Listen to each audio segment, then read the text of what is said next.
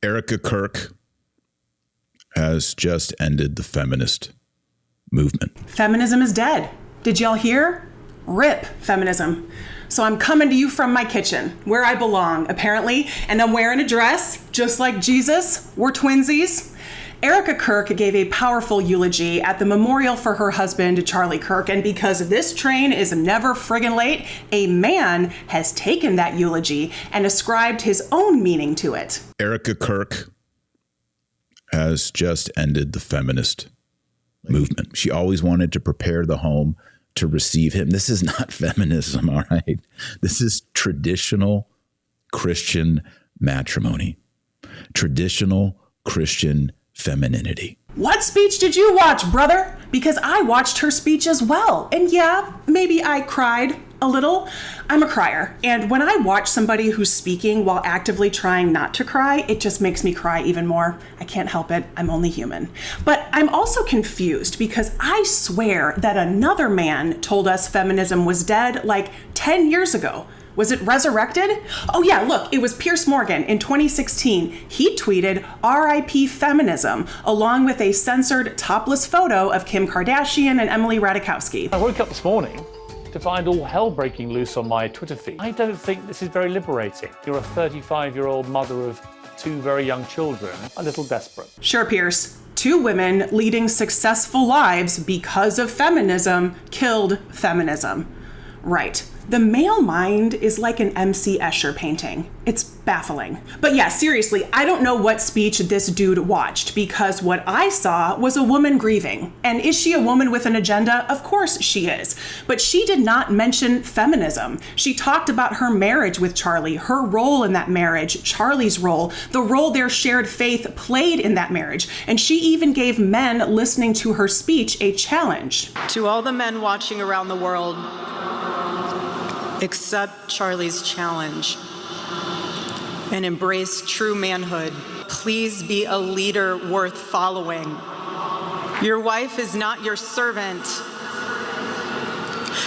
Your wife is not your employee. Your wife is not your slave. She is your helper. You are not rivals. You are one flesh working together for the glory of God. She also talked about who she was to Charlie. I was Charlie's confidant. I was his vault.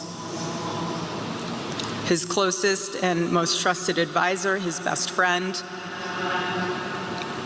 I poured into him and loved him so deeply, empowered him. There was no keeping score between us. We were a team.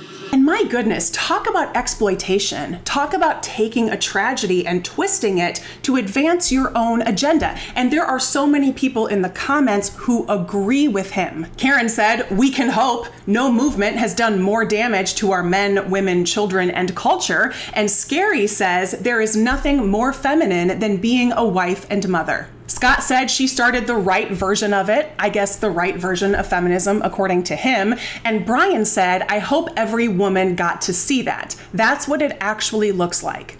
What is it, Brian? Rocking amazing hair extensions? Is that what you're talking about? And Monologues sums it all up, saying Erica Kirk just annihilated feminism.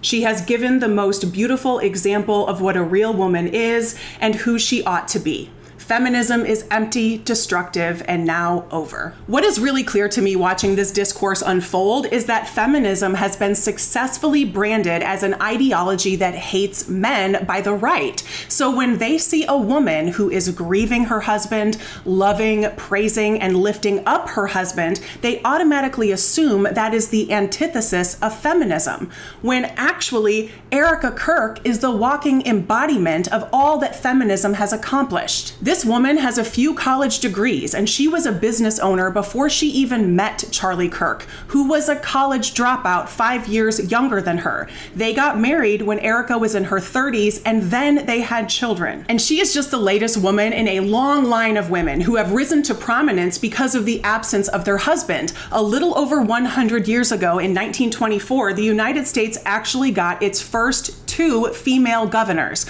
First was Nellie Taylor Ross in Wyoming. She was sworn in to take over the remainder of her husband's term, who passed away while he was governor. And just 2 weeks later, Ma Ferguson was elected governor of Texas. She started running for governor because her husband was a crook, and he could not run, so she ran in his place and won.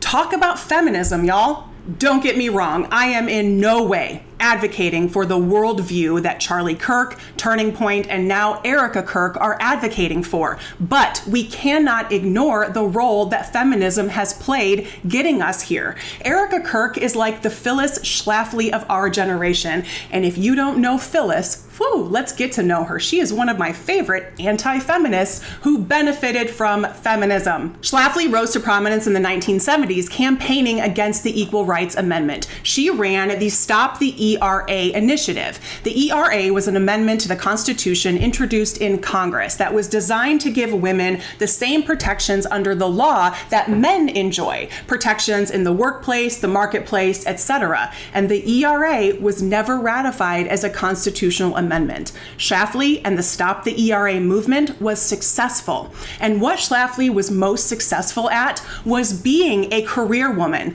being a professional political lobbyist who convinced swaths of other American women that having a career outside of the home and having the same protections that men enjoy is anti-American and anti-God. And again, I do not agree with the worldview espoused by Phyllis Schlafly or by the Kirks, but we can't pretend that feminism has not played a role in shaping that worldview and giving those women the ability to share that worldview and be paid for that worldview. But this tendency to shit all over a civil rights movement, even though it has improved your life, is human nature, and it's as American as apple pie. There's a saying that tragedy plus time equals comedy, but I'll expand on that just a little bit and say that suffering plus time equals delusion. This delusion leads people like Supreme Court Justices Clarence Thomas and Amy Coney Barrett to shit all over the civil rights advances that have made their lives and careers possible once they have ascended to power. Because once they're up there, they get to pretend that they've achieved all they've achieved strictly because of their own hard work and intellect. And they get to act like civil rights and government intervention played no role in their success. This delusion also leads average Americans to shit all over unions because they don't understand the protections they enjoy because of labor unions. And it leads women, especially Christian women, to shit all over feminism because they don't know a world without it. And if there's any indication that, yeah, we still need feminism, it's the fact that this man took a woman's labor, emotions, and words